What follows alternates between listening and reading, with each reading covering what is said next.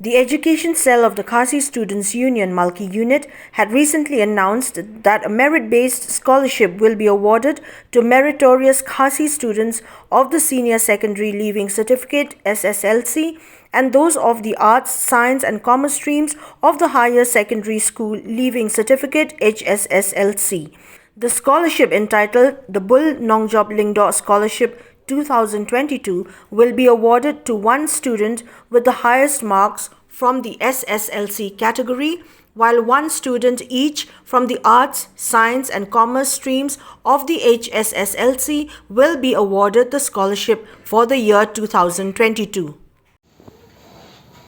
Education cell jongka KSU Malki Circle ka pentep pajba bahasa sisien ka seng ka lapan kre da ka merit based scholarship balai ka teng ka Bull NONGJOP LYNGDOH Scholarship arhajar arpoar na bentar ki KHASI ki banyele ya ka Secondary School Leaving Certificate Examination bat ka Higher Secondary School Leaving Certificate Examination Arts, Commerce but Science stream arhajar arpoar jongka Meghalaya Board of School Education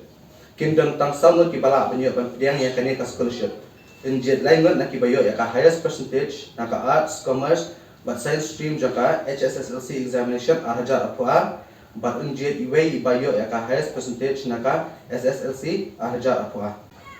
ki semula kuliah ki bawan syahmat hakateg examination hadian balayo ya result kin sayo pan pediang ya ki shithi na ka seng habai de bat kane ka scholarship lingba ki circle but ka unit jaka seng hi borok kawai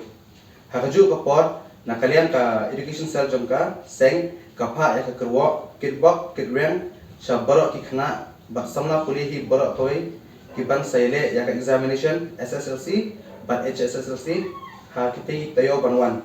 but yai trishtam ha jin puli jongki khnang ba pin poi shi jin job khublai ba mach pra